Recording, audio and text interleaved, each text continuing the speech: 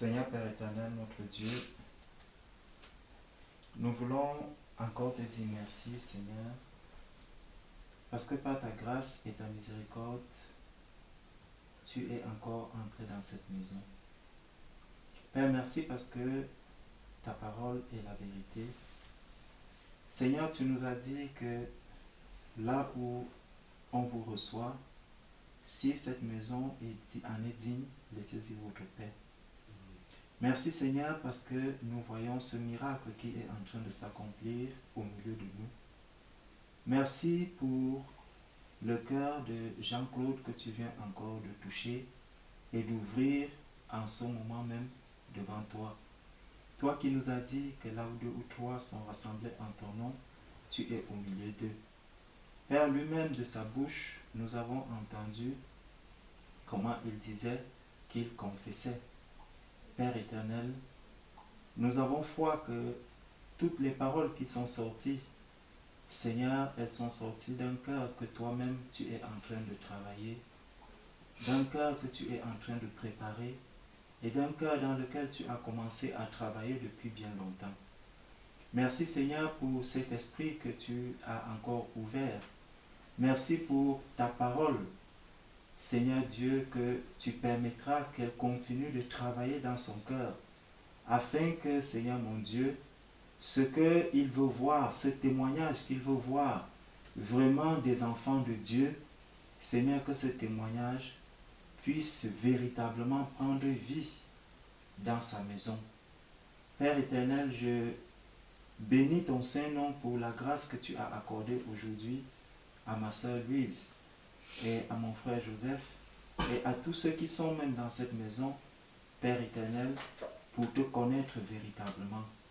Ô éternel mon Dieu, toi qui nous dis que l'homme, le mari est sanctifié par sa femme, Père éternel, nous te bénissons et nous te glorifions de ce que Jean-Claude aussi bénéficie de cette sanctification. Merci Père pour tout ce que tu vas faire. Merci pour les cœurs que tu disposes maintenant à recevoir vraiment ta nourriture. Que toute la gloire te soit rendue au nom de Jésus. Amen. Amen. Je veux d'abord te dire merci beaucoup. Déjà parce que tu nous as très bien accueillis. Vraiment, ma soeur nous a ouvert la maison pendant que tu n'étais pas là. Et tu es arrivé, vraiment, tu avais toute la joie. Et nous te disons grandement, grandement merci beaucoup, JC. Vraiment que Dieu te bénisse. Papa, c'est mon devoir. Gloire à Dieu. Et ça devient une obligation, surtout quand la femme se met encore. Gloire à Dieu. Et vous savez que quand la femme se met devant toute chose, ça marche. Gloire au Seigneur. Gloire au Seigneur. C'est eux qui nous commandent. Seulement, dans tout ce que tu as dit, je vais te dire la vérité, mon frère. Tu portes une lourde responsabilité devant Dieu. Parce que dans tout ton témoignage, il est tellement fort et tellement puissant que Dieu t'a montré, et plusieurs fois tu revenais sur ce mot, ce qu'il m'a fait à moi, je ne suis pas sûr qu'il a fait à tel, à tel, à tel, à tel. Dieu t'aime. Et beaucoup. Bon. Quand on regarde dans la parole de Dieu, il nous est dit dans Matthieu chapitre 13. Matthieu chapitre 13 au verset 12, à partir du verset 12. Il nous est dit, car on donnera à celui qui a, et il sera dans l'abondance, mais à celui qui n'a pas, on ôtera même ce qu'il a. Verset 13. C'est pourquoi je leur...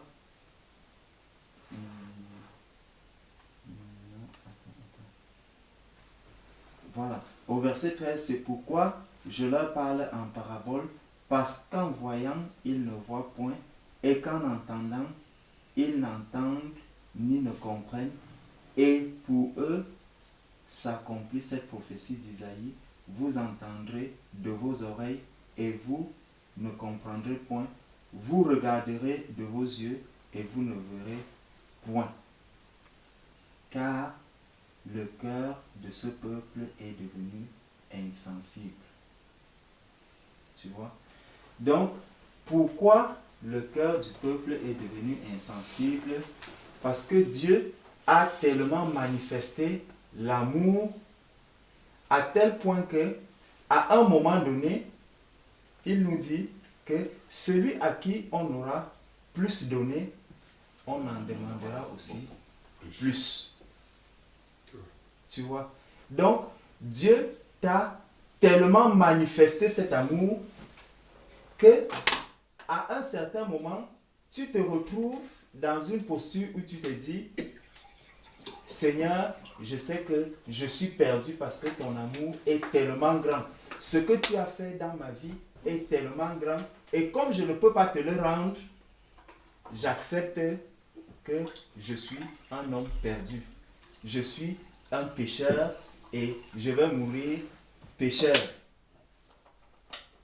Tu vois un peu? Je comprends, je comprends. Or, l'amour de Dieu n'est pas pour que l'homme adopte la posture d'abandon.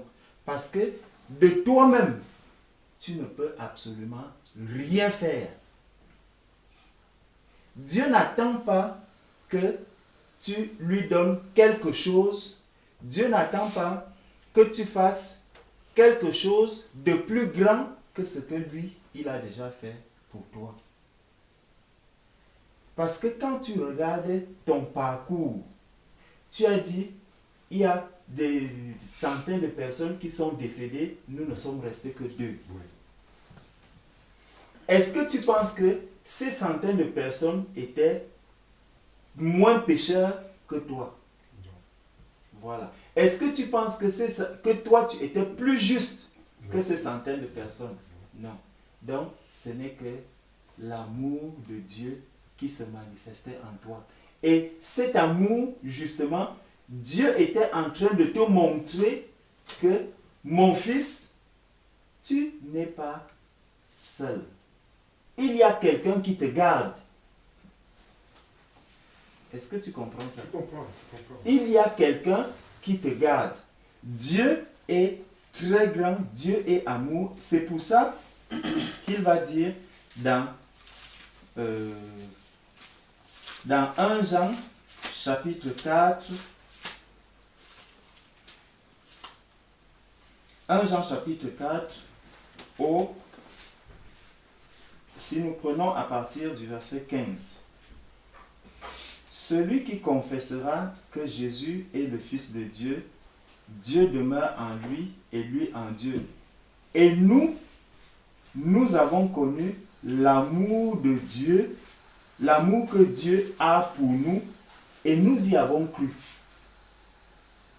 Nous avons connu l'amour que Dieu a pour nous, et nous y avons cru. Ça veut donc dire que Dieu a manifesté l'amour dans la vie, son amour dans la vie de Jean Calvin, mais il reste la deuxième partie. Est-ce que Jean Calvin a cru à cet amour?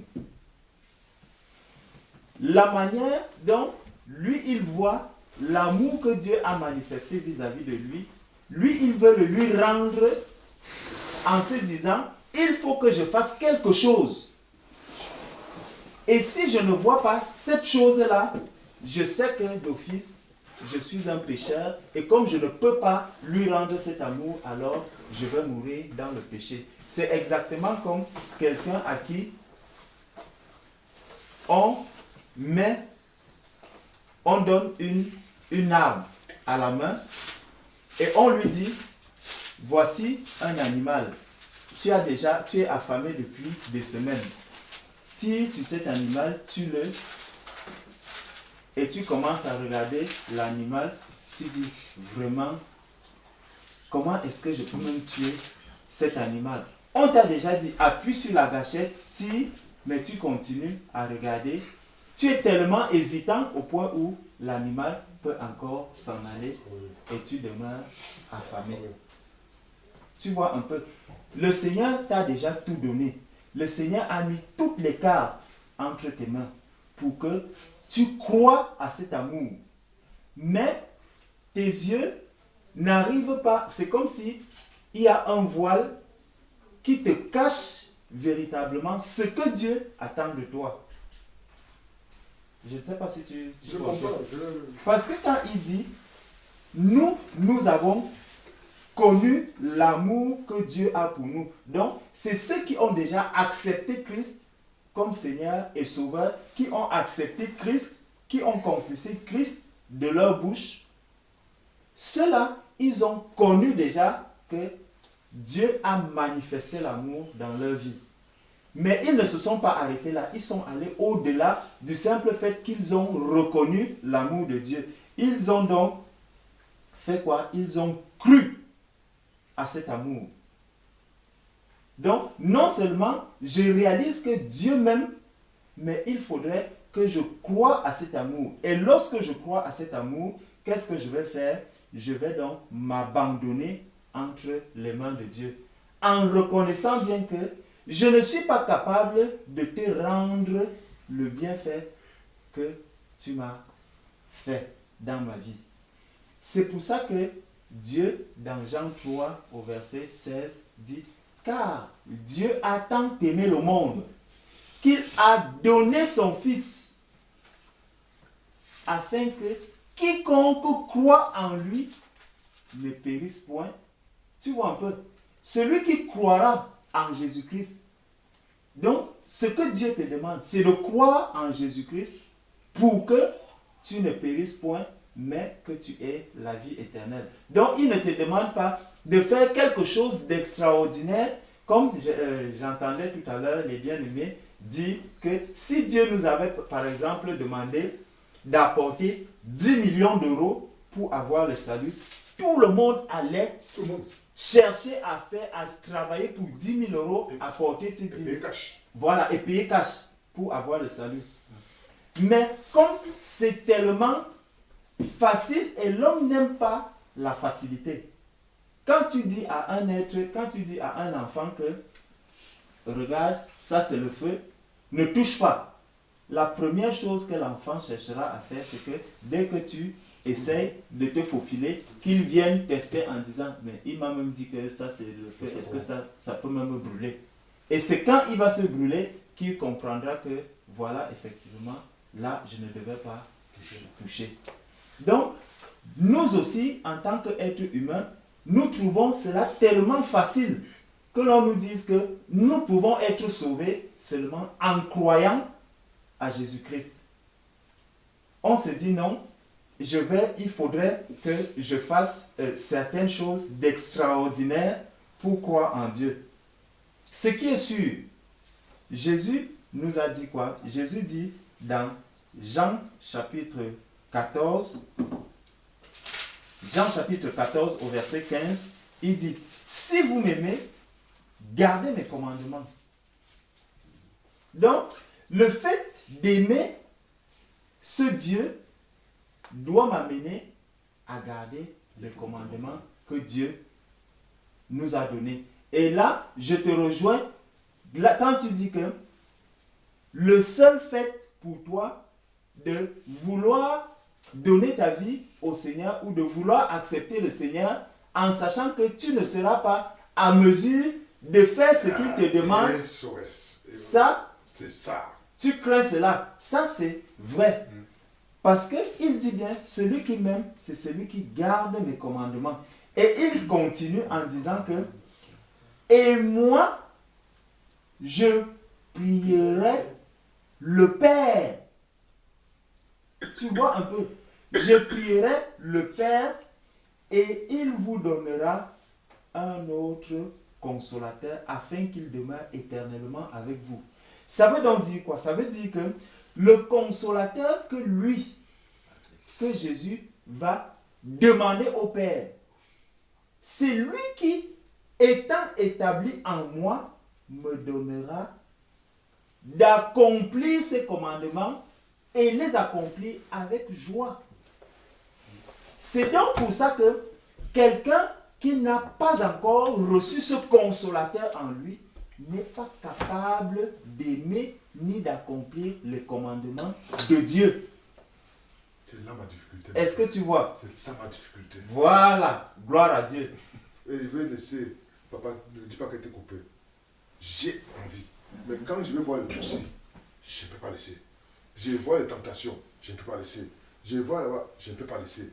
Et pourtant, je suis en train de vouloir le suivre. Justement parce que le consolateur n'a pas encore pris la vie en toi.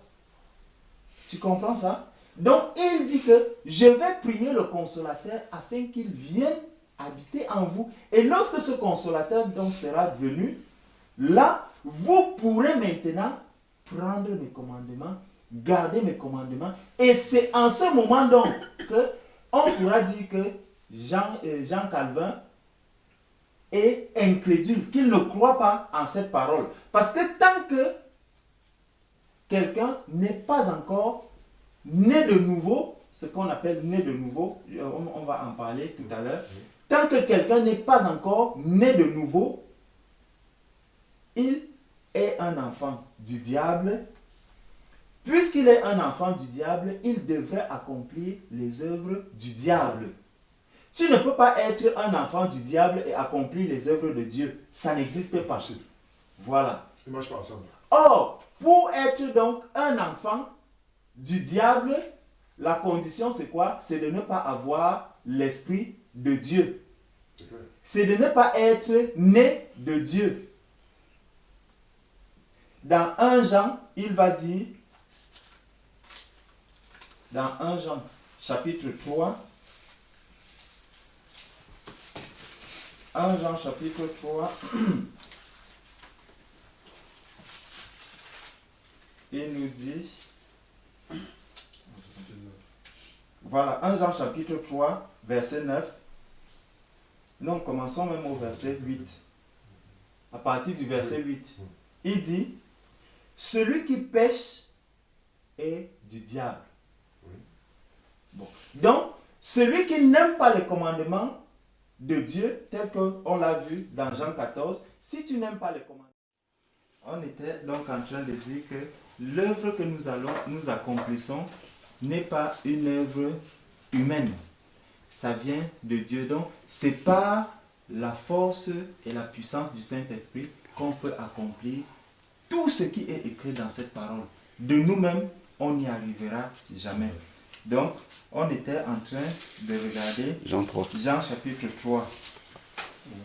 C'est donc quelqu'un qui connaissait tellement Dieu, qui parlait beaucoup de Dieu, qui, comme on peut même dire, enseignait la parole de Dieu, mais qui n'avait pas quelque chose. Donc, il n'était pas né de nouveau, comme on parlait tout à l'heure. Tout à l'heure, tu disais, il y a beaucoup de choses que je connais, oui, c'est bien. Mais cette connaissance que tu as, en dehors du fait que mettre en pratique, tu ne peux pas la mettre en pratique aujourd'hui parce que tu n'es pas né de nouveau. Tu comprends? Voilà. Donc tu ne vois pas de l'autre côté. Tu ne vois pas. Côté te voit. Mais toi, tu ne vois pas de l'autre côté. Effectivement. Non.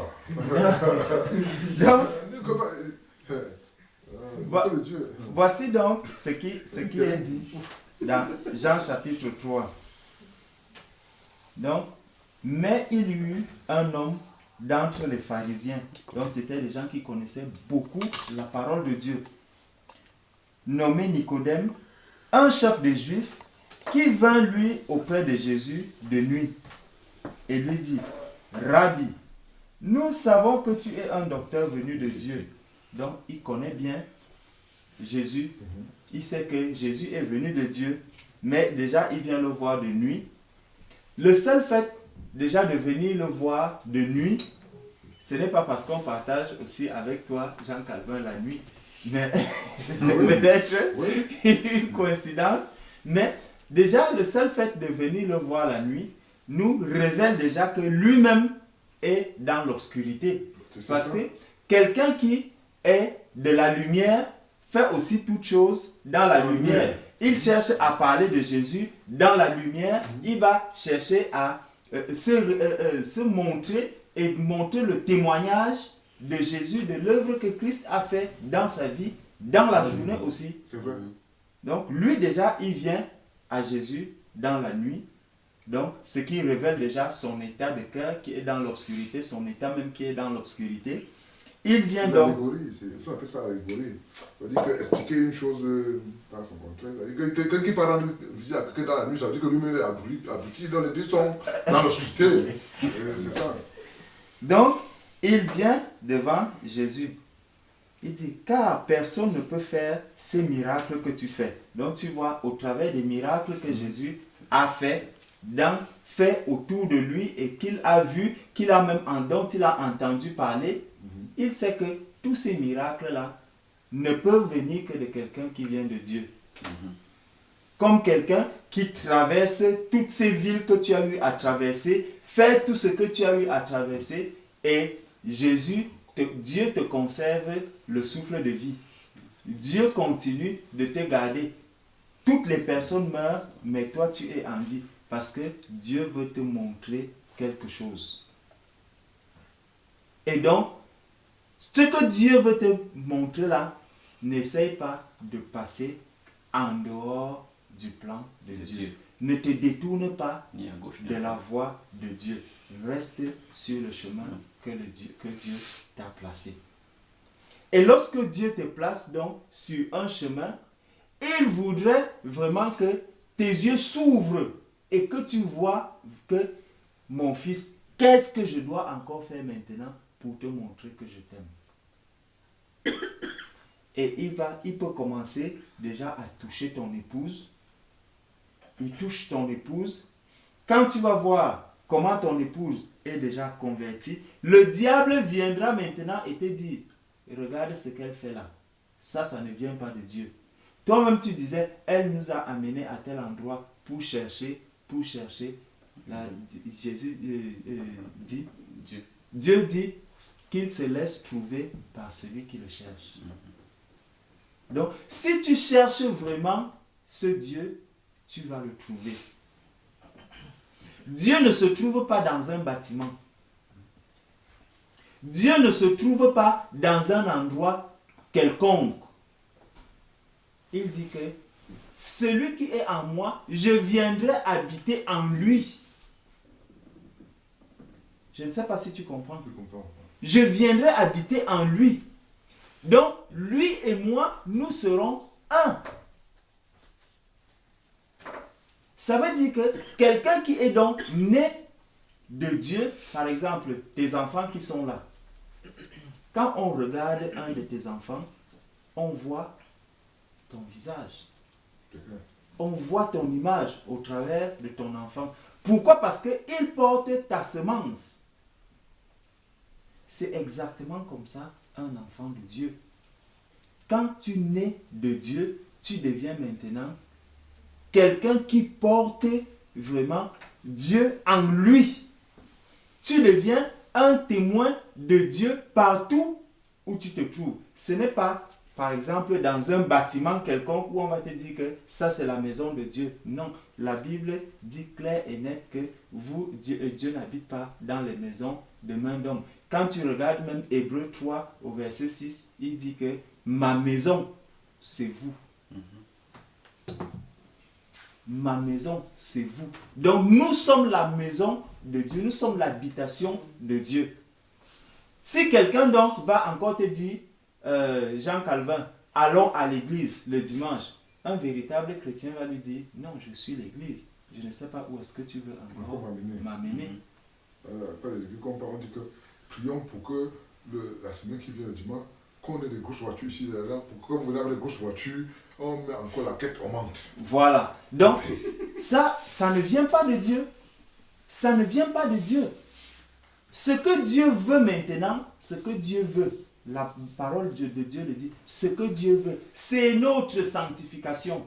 C'est que nous puissions nous sanctifier constamment, continuellement. Que je vive avec mon mari, que nous soyons en paix, avec mes enfants, que nous soyons en paix, avec mes collègues, que nous soyons en paix, avec ma belle famille, que nous soyons en paix, avec ma famille, que nous soyons en paix. C'est ça que nous devons rechercher. Jésus a dit, lorsqu'il disait au revoir à ses disciples, il leur a dit, je vous laisse ma paix, je vous donne ma paix.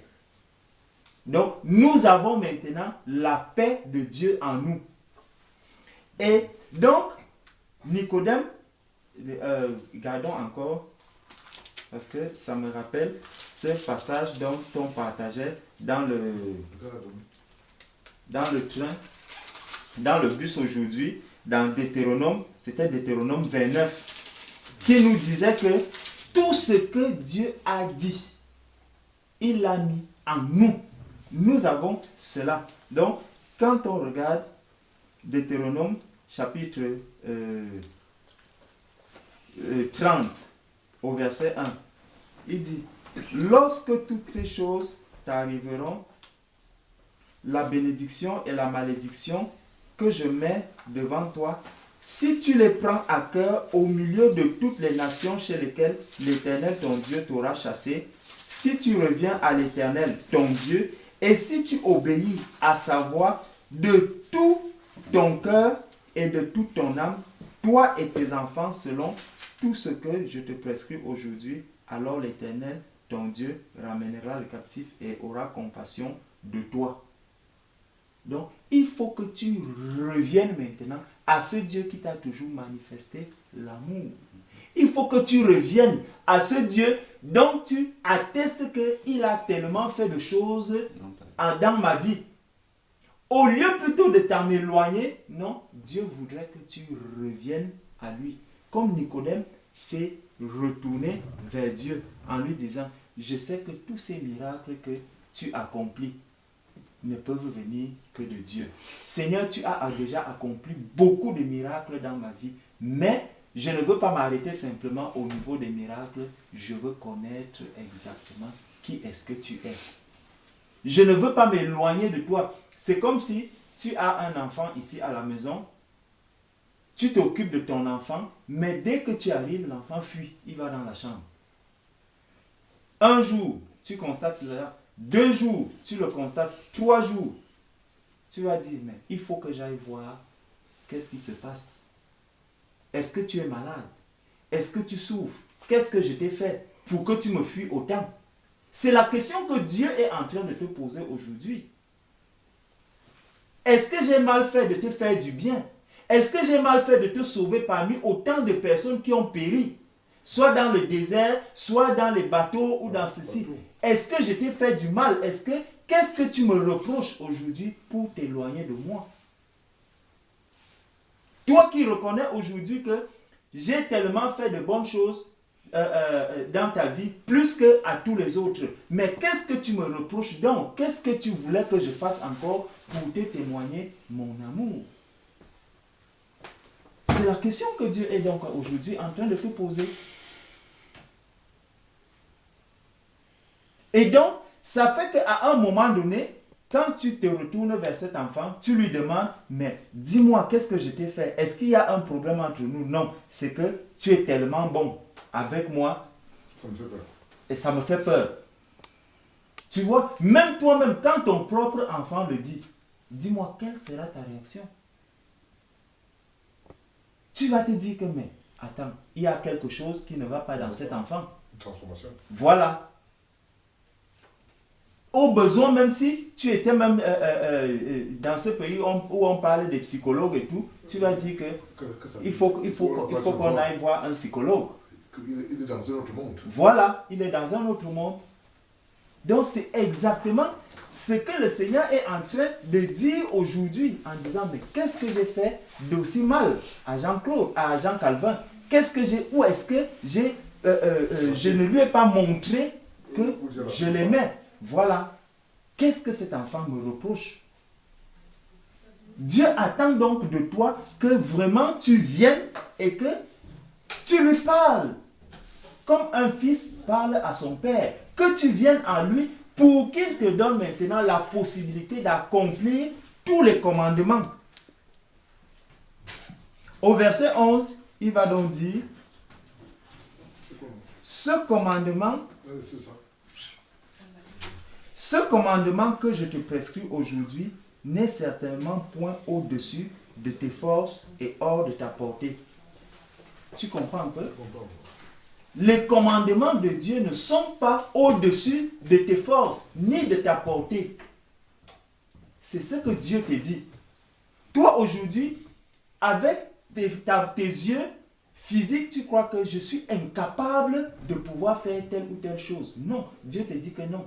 Les commandements qu'il te donne en tant que ton enfant, tu ne peux pas avoir un enfant ici, ton propre fils, et tu lui demandes, par exemple, aujourd'hui, de commencer à conduire l'avion. Non. Voilà. Ça, étape par étape. C'est exactement ce que Dieu aussi attend de toi. Il n'attend pas de toi que tu fasses des choses extraordinaires. Il te dit que ce que j'attends de toi est à ta portée. Ce n'est pas au-dessus de tes forces, ni hors de ta portée. Il n'est pas dans le ciel pour que tu dises qui montera pour nous au ciel. Tu vois un peu. Donc ce que Dieu attend de toi ne se trouve pas au ciel pour que tu dises que qui va monter pour moi au ciel, pour que j'accomplisse telle chose. Non. Et nous l'ira chercher. Qui nous le fera entendre afin que nous le mettions en pratique. Il n'est pas de l'autre côté de la mer pour que tu dises qui passera pour nous de l'autre côté de la mer et nous l'ira chercher. Qui nous le fera entendre afin que nous le mettions en pratique. C'est une chose au contraire qui est tout près de toi, dans ta bouche et dans ton cœur, afin que tu la mettes en pratique. Tu comprends? Donc ce n'est pas quelque chose qui est loin, mais pour que cela soit dans ton cœur, il faudrait que tu naisses de nouveau. Il faut naître de nouveau. Donc, Nicodème vient donc à Jésus et il dit, donc, il parle avec Jésus. Suis donc la réponse de Jésus. Donc, Nicodème lui dit donc au verset 4, donc Jean 3, verset 4, comment un homme peut-il naître quand il est vieux? Peut-il rentrer dans le sein de sa mère et naître? Voilà.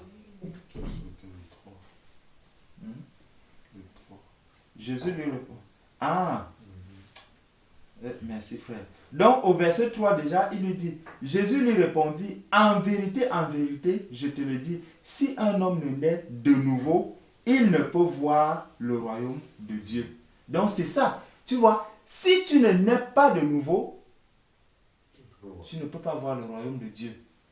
Et justement, le diable, lui, il voudrait quoi? Il veut que l'homme n'arrive pas à rencontrer ce Dieu, mais plutôt à s'éloigner de Dieu. C'est pour ça que dans 1 Jean 3 qu'on a vu, il nous a dit que le diable pêche depuis le commencement.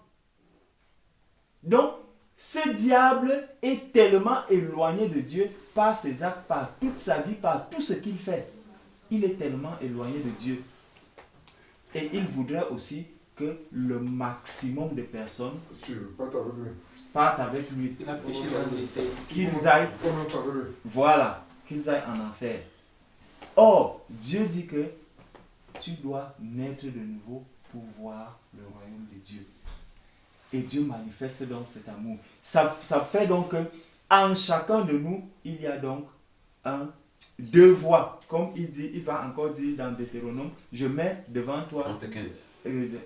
Deutéronome 30, verset 15. Deutéronome 30, verset 15. Où il dit, vois, je mets aujourd'hui devant toi la vie et le bien, la mort et le mal. Car je te prescris aujourd'hui d'aimer l'Éternel ton Dieu. Et le 19 aussi. je te prescris aujourd'hui d'aimer l'Éternel ton Dieu, Pasteur, merci. de marcher. 2 minutes, hein. 2 minutes, pardon. 2 minutes, pardon. Ok, ok. C'est que les enfants, tant qu'ils ne voient pas, ils peuvent pas. Il y a le 15 et le 19. La même chose. Gloire à Dieu. Amen. Donc, on était en train de dire dans Deutéronome 30, verset 15, qui dit donc, voici, je mets aujourd'hui devant toi la vie et le bien, la mort et le mal. Car je te prescris aujourd'hui d'aimer l'Éternel, ton Dieu, de marcher dans ses voies et d'observer ses commandements, ses lois et ses ordonnances. Or, on a vu que lui-même nous a aussi dit dans Deutéronome 30, au verset 11, que ces commandements, vraiment, ils sont à votre portée. Ils ne sont pas loin de nous. Mais pour qu'ils soient à notre portée, il faut justement naître de nouveau. Et c'est avec donc l'Esprit de Dieu qui viendra habiter en nous. Et lorsqu'il va habiter en nous, il nous donnera maintenant la... Le soir où il fut livré, pendant qu'il mangeait avec ses disciples, il leur dit, il partagea le pain avec eux. Il leur dit, prenez ce pain. Il rendit d'abord grâce. Après avoir rendu grâce, il rompit le pain et il leur dit, prenez ce corps, ceci est mon corps livré pour vous. Vous ferez ceci en mémoire de moi.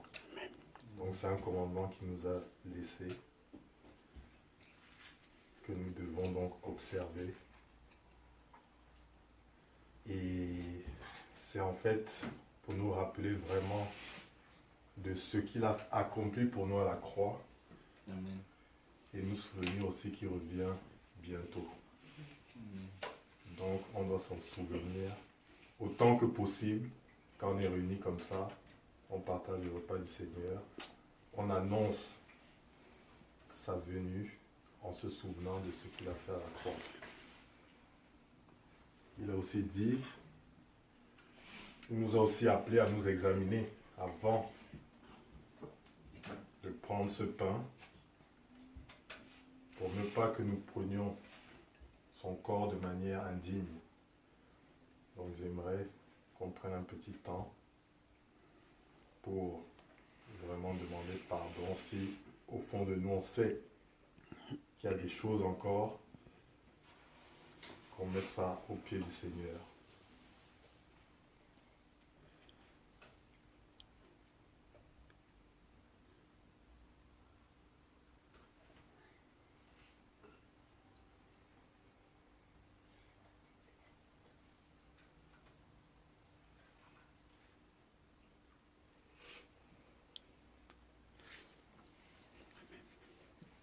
Seigneur Dieu Tout-Puissant, nous te disons merci.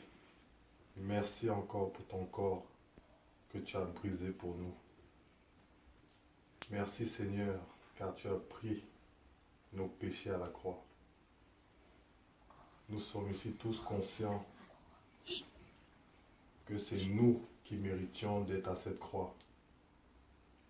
Père, mais il t'a plu d'envoyer ton Fils Jésus-Christ, le seul qui était parfait sans péché. Il t'a plu de briser son corps à la croix pour nous. Pour cet acte d'amour inqualifiable, Père, nous te disons merci. Nous te disons merci et nous te rendons toute la gloire au nom de Jésus-Christ. Amen. Amen. Le Seigneur nous a aimés comme on n'a jamais aimé. Il nous guide chaque jour comme une étoile dans la nuit. Car nous partageons le pain, il nous donne son amour. C'est le pain de l'amitié, le pain de Dieu. Oh, oh, c'est mon corps. C'est mon sang, prenez et buvez, car je suis la vie et je suis l'amour. Ô Seigneur, emporte-nous dans ton amour. Le Seigneur nous a aimés comme on n'a jamais. Ton amour est fort, le triomphe de l'amour. Les lieux que nous préparons de ton amour. C'est mon corps, prenez et mangez. C'est mon sang, prenez et buvez. Car je suis la vie et je suis l'amour. Ô Seigneur, emporte-nous dans ton amour.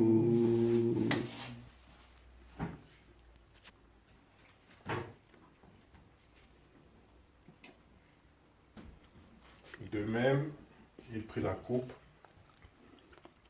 et il dit, tenez, buvez ceci. Voici mon sang versé pour vous. Vous ferez ceci en signe de la nouvelle alliance. Donc, il leur a aussi demandé ce commandement de prendre cette coupe en signe de la nouvelle alliance, donc son sang qui a été versé pour nous à la croix. Ce sang qui aujourd'hui, jusqu'en 2017 et au-delà, nous purifie de nos péchés. Amen. Seigneur, nous voulons te dire merci. Merci pour chaque goutte de sang qui est sortie de ton corps, qui a coulé à la croix pour nos péchés. Ce sang, Seigneur, qui a purifié les générations avec nous, avant nous, notre génération, et ce même sang qui purifiera les générations à venir. Seigneur, nous te disons merci. Merci pour ce sang qui ôte le péché de l'humanité. Alléluia. Nous te rendons toute la gloire, Père. Merci pour cet amour inconditionnel, cet acte d'amour inqualifiable, Père, qui nous ouvre les portes du ciel. Amen. Seigneur, nous te disons merci au nom de Jésus-Christ. Amen. Nous te disons merci, Seigneur. Merci mon Dieu, nous te disons merci Seigneur. Merci mon Dieu, Nous te disons merci, Seigneur. merci mon Dieu, nous te disons merci Seigneur. Merci, mon Dieu. Pour ton sang, Fils à La la croix. Merci mon Dieu, nous te disons merci Seigneur.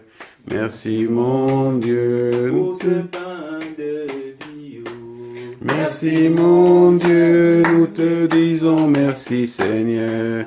Merci mon Dieu. Pour cette vie nouvelle que tu donnes. Merci mon Dieu, nous te disons merci Seigneur.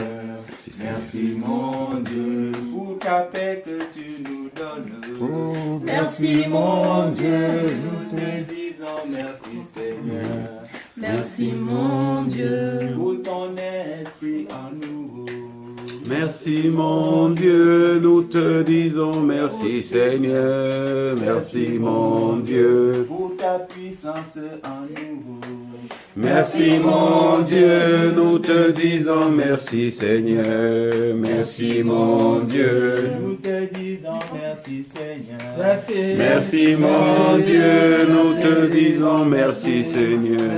Merci mon Dieu. Pour nos maladies que tu guéris. Merci mon Dieu, nous te disons merci Seigneur. Oui, siéntate. Merci, mon Dieu, pour les nouvelles naissances. Merci mon Dieu, nous te disons merci Seigneur. Merci mon Dieu. Pour nos frères et gens. Merci mon Dieu, nous te merci Seigneur. Merci mon Dieu. Pour mon frère Jean Calvin. Oh, Merci mon Dieu. Nous te disons merci Seigneur. Merci mon Dieu. Pour ma soeur Louise. Merci mon Dieu. Nous te disons merci Seigneur. Merci mon Dieu. Pour mon frère Joseph. Merci mon Dieu. Nous te disons merci Seigneur. Merci mon Dieu. Pour tous les enfants de cette maison. Merci mon Dieu. Nous te disons merci Seigneur. Merci mon Dans Deutéronome, maintenant, 19, Deutéronome 30 au verset 19. Deutéronome 30 au verset 19 nous dit: J'en prends aujourd'hui à témoin contre vous le ciel et la terre. J'ai mis devant toi la vie et la mort, la bénédiction et la malédiction. Choisis la vie afin que tu vives, toi et ta postérité. Comme tu disais tout à l'heure que voilà, je sais que si vous recevez tous le Seigneur, moi aussi, je vais entrer là-dedans. C'est sûr, ça c'est les paroles de Dieu. C'est les promesses que Dieu lui-même a fait à ses enfants. Crois au Seigneur Jésus et tu seras sauvé, toi et toute ta famille. Toi et toute ta famille, vous devez être sauvés. C'est la volonté de Dieu, c'est ce que Dieu veut. J'ai toujours dit ça. Voilà. Que vous soyez tous sauvés, que vous deveniez tous enfants de Dieu. Donc, revenons dans Matthieu, Jean chapitre 3. Dans Jean chapitre 3, où Nicodème, donc au verset 4, dit: Comment un homme peut-il naître quand il est vieux? Peut-il rentrer dans le sein de sa mère et naître? Jésus lui répondit: en vérité, je te le dis, si un homme ne naît d'eau et d'esprit, il ne peut entrer dans le royaume de Dieu. Si un homme ne naît d'eau et d'esprit, il ne peut entrer dans le royaume de Dieu. La question donc on peut se poser, mais pourquoi naître de nouveau? Si nous sommes appelés à naître de nouveau, parce que justement, notre état actuel est sans espoir. Nous sommes désespérés, comme justement tu disais tout à l'heure que là, je sais que moi je suis fini, je ne peux rien faire, je suis un homme perdu, je ne suis bon que pour l'enfer. Lorsque quelqu'un commence déjà à réaliser cela, c'est un début pour lui de réaliser aussi que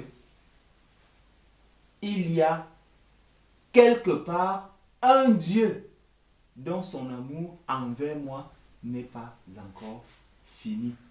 Je peux encore espérer avoir une vie. Aujourd'hui, tu es sans espoir, mais sache que rien n'est terminé pour toi. Tu peux encore accepter cette voix du Seigneur qui est en train de frapper, cette main du Seigneur qui frappe à ta porte pour te dire que vraiment, Jean Calvin, sors de là où tu es là. Je veux que tu vives, je veux que tu passes des ténèbres à la lumière. Je veux que tu deviennes réellement un enfant de Dieu. Que ces commandements que tu veux auxquels tu veux obéir, je veux te donner la force et la puissance de pouvoir les accomplir. Sache que je suis capable de t'amener à obéir à mes commandements, à accomplir toute ma volonté sans que cela ne pèse sur toi. Ce n'est que Dieu qui est capable de le faire par l'esprit qu'il met en nous.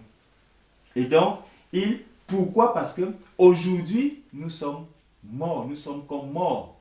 Et Éphésiens 2, verset 1.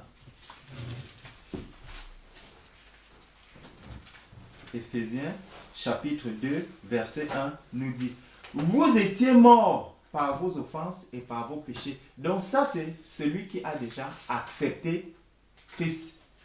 tu vois, le Seigneur ne lui dit plus que tu es encore mort. Celui qui a accepté Christ, qui est né de nouveau maintenant, on ne lui dit plus que tu es mort, mais vous étiez mort. Là, on parle déjà aux chrétiens.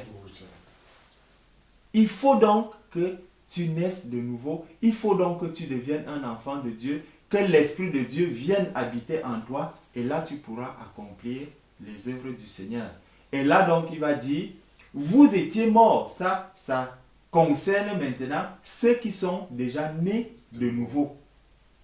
Ceux qui sont nés de nouveau doivent comprendre qu'ils ne sont plus des pécheurs, mais ils sont passés de la mort à la vie. Ils sont passés des ténèbres à la lumière. Donc, vous étiez morts. Celui qui n'est pas encore né de nouveau, il est mort. Physiquement, il va dire, oui, je suis en vie, je bois du bon vin, comme mon frère nous a servi là tout à l'heure.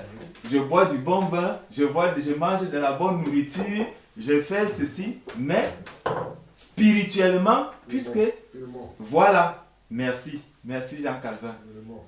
Il est mort, effectivement il est mort, parce qu'il est séparé de son Créateur.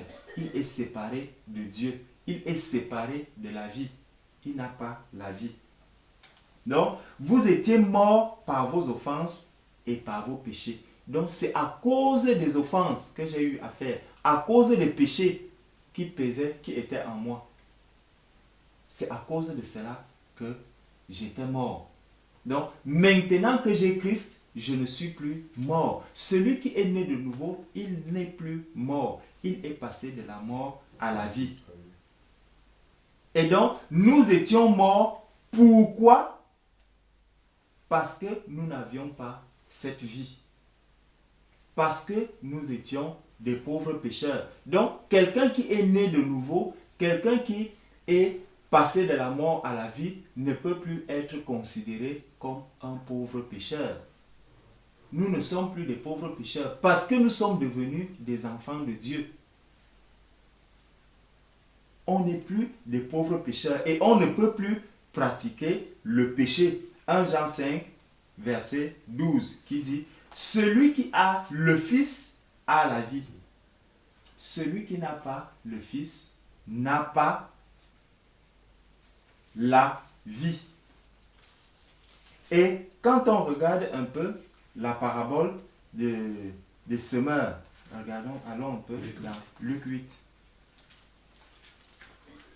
La parabole du semeur.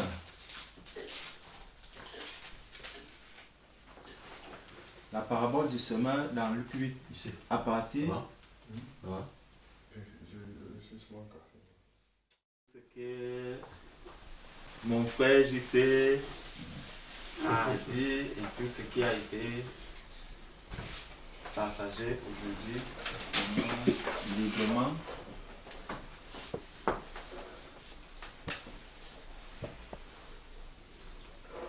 Seigneur Dieu Tout-Puissant, Père éternel, nous voulons encore te bénir et te rendre grâce, Père, parce que nous voyons comment tu agis. Seigneur, vraiment tu nous dis que nos voix ne sont pas tes voix et que nos pensées ne sont pas tes pensées.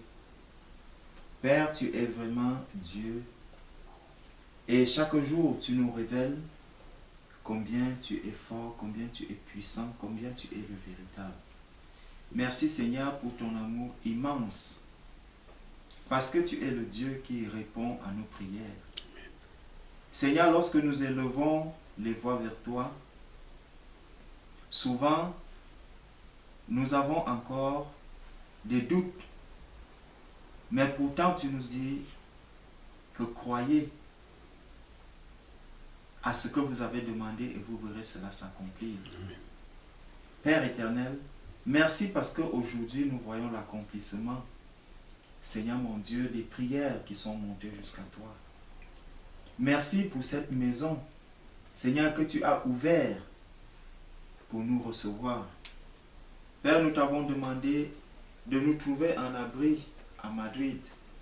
Père, tu nous as logés. vraiment nous te disons merci. Tu nous as nourris.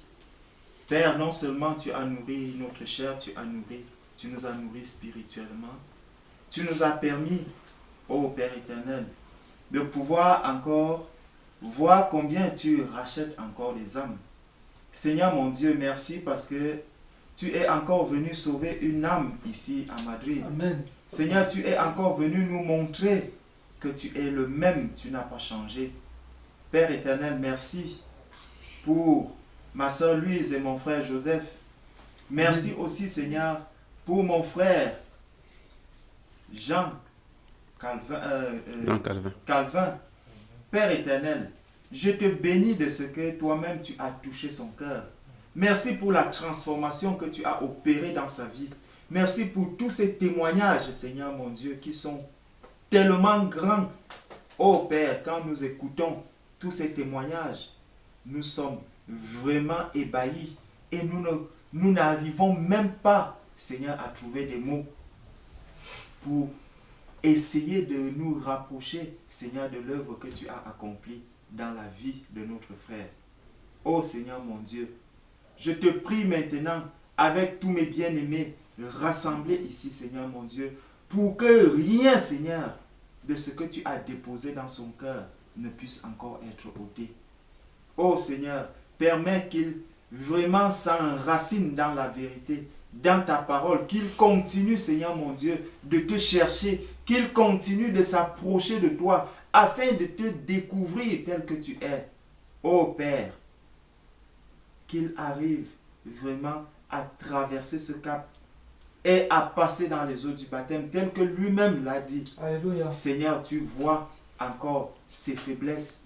Tu vois toutes choses, Seigneur, dans sa vie. Père, c'est pour cela que nous te bénissons, parce que nous savons que tu ne commences jamais une œuvre sans l'achever. Père, donne-lui de demeurer avec toi et de continuer à te chercher. Oh Père, dépose dans son cœur vraiment l'amour véritable vis-à-vis de son épouse, l'amour véritable vis-à-vis de ses enfants, Père, afin qu'il soit un bon père, un bon époux. Alléluia. Oh Seigneur mon Dieu, qu'il dirige bien sa maison. Père, prépare-le toi-même à l'accueillir. Oh Père éternel, je te prie également pour son épouse.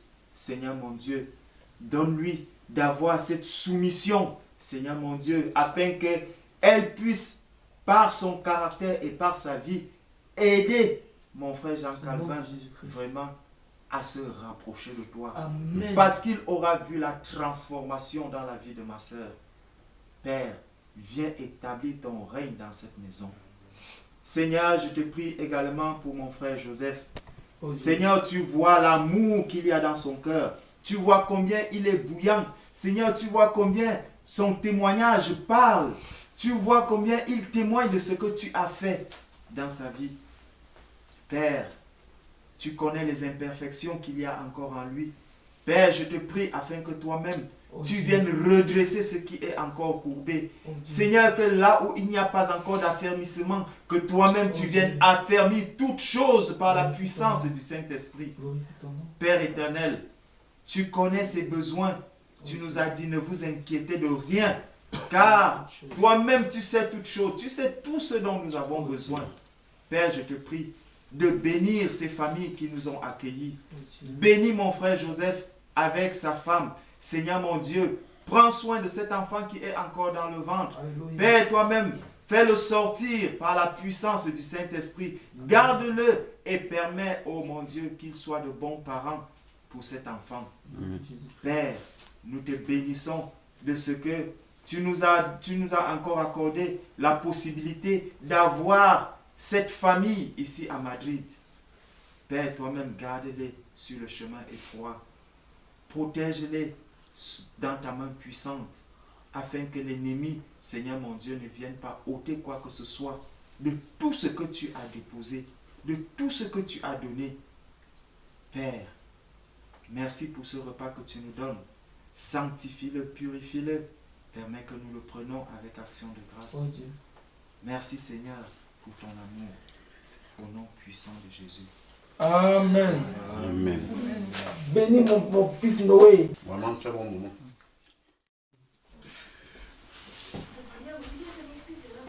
Seigneur notre Dieu, notre Père, voici une fois de plus tes enfants réunis auprès de toi pour demander ton soutien.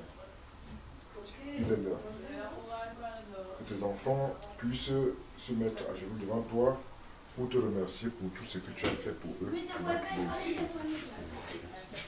Je te remercie, Seigneur, pour tout ce monde que tu as envoyé en ce jour dans ma maison. Seigneur, que ta volonté soit faite. Amen. Ouvre-nous ce chemin que tu as voulu bien, à travers mon épouse, nous faire voir. Amen. Bénis tous ceux qui sont venus accompagner mon épouse dans cet événement. Donne-lui la force, donne-lui l'énergie, donne-lui le courage de comprendre ta parole et de les mettre en pratique. Amen. Afin que demain, elle puisse ouvrir les yeux de beaucoup d'autres qui sont perdus. Amen. Seigneur notre Dieu, ramène-les à domicile. Amen. Protège-les sur les voyages. Tu es le guide. Tu es le conducteur. Amen. Donne-leur la force de supporter ce voyage aussi long. Seigneur, nous savons que par tes œuvres, par ta force, tout ce que tu fais est bon. Amen. Si tu as voulu qu'ils viennent à Madrid dans cette voie, reprends-les dans la même voie et accompagne-les jusqu'à leur domicile. Amen, papa. Seigneur notre Dieu, donne-moi la force de pouvoir intégrer cette famille. Alléluia. Donne-moi l'énergie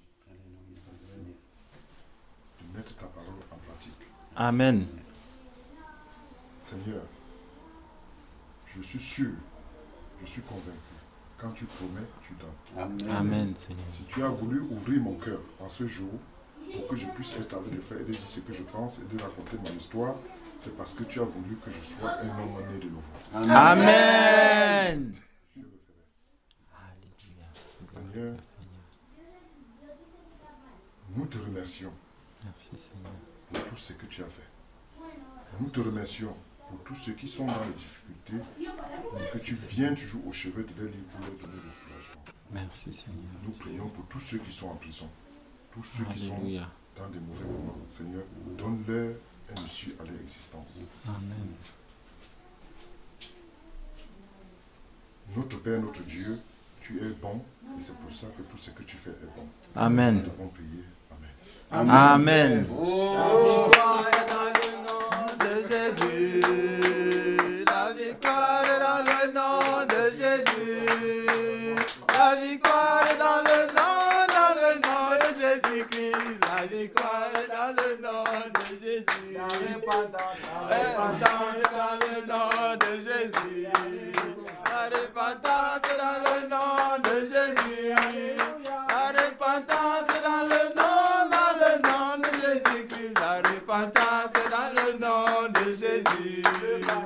Le pardon est dans le nom de Jésus.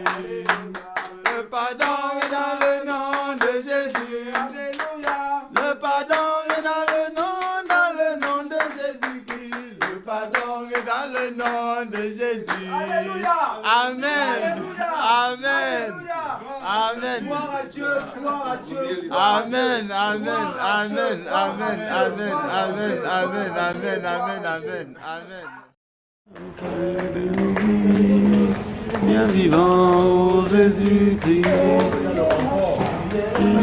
Auprès de nos vies, toi qui nous fais vivre. Auprès de nos vies, bien vivant, ô Jésus-Christ.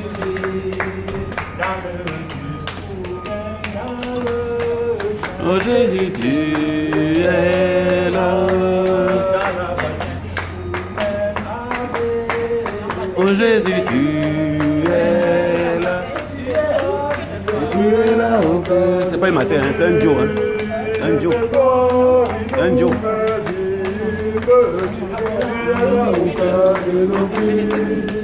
Bien vivant, oh Jésus-Christ. Tu es là, au cœur de nos vies. Non, pas la couche ici. Hein. quand il était ça pouvait la couche ici. Hein. Ça